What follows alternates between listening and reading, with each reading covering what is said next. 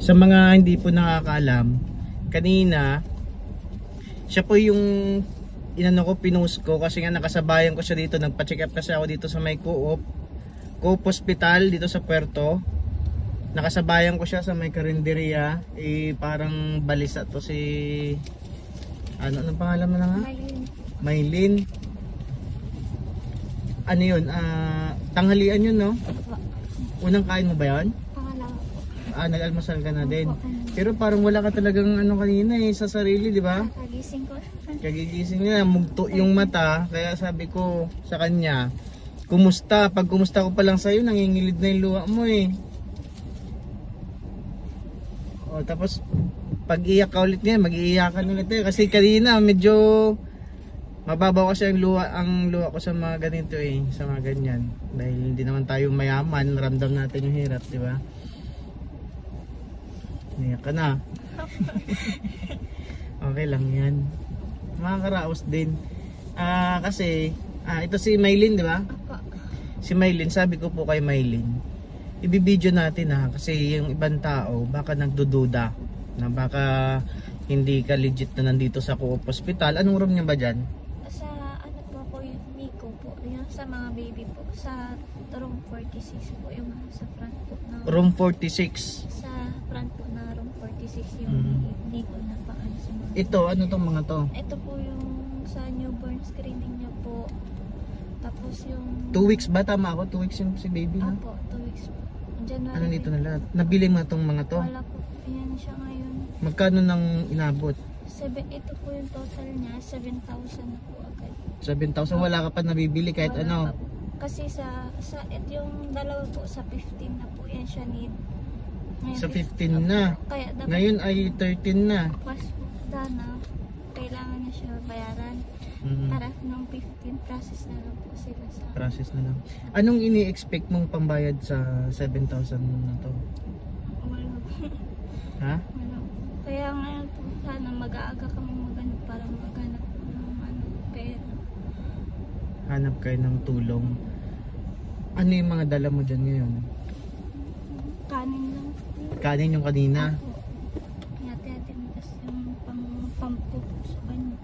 Ang gatas. Tsaka tubig lang. Si mister mo, kailan darating? Mamaya po pag out niya po sa trabaho. First baby niya yan, nagkaroon ng infection sa mo, di ba, sa dugo? Yung una po, yung check-up lang sa kanya is pneumonia lang. Pneumonia. Tapos yung in-x-ray siya kahapon, tapos nagkaroon na po ng result na mayroon pa daw po infection sa dugo.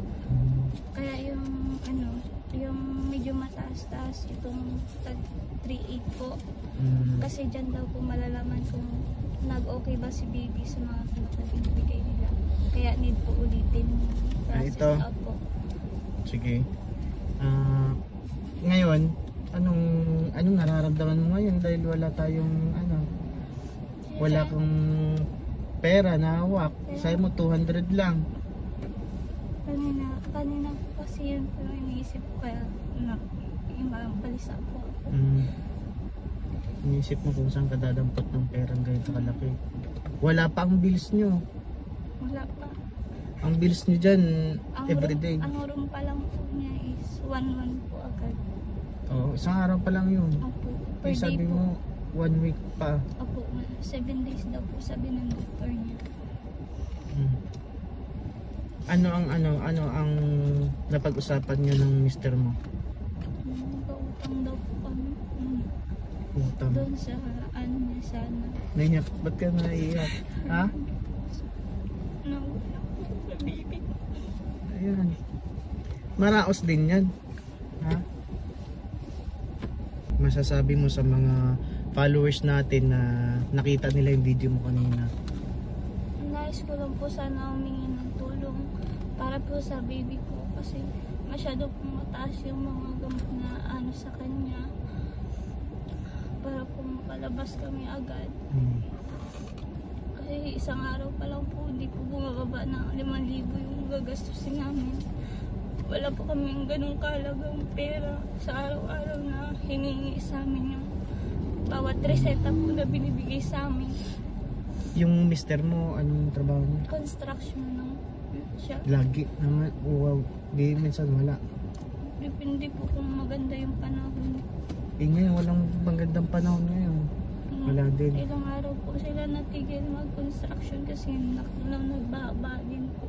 Okay lang ba, tanungin kita magkano bang kinikita niya sa construction? 400 a day lang po siya. Tapos ang babayaran mo dito sa isang araw, hindi bababa ng, wala, ni sa katiting wala. Ngayon, sagutin ko yung iba dito. Pero, hihingi pa rin tayo ng tulong. Itong pinangako ko sa'yo, hahanapan ko pa yun ng paraan. Ha?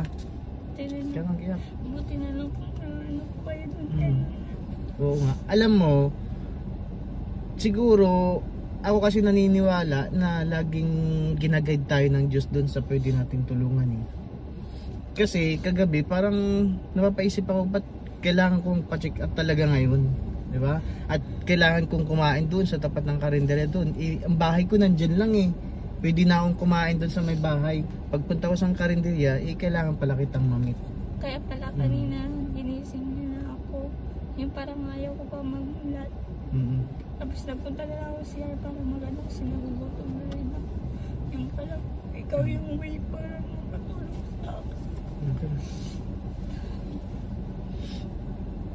Ganun yun, gumagawa lang lagi ng paraan yung Diyos para ay makatulong sa atin, ha?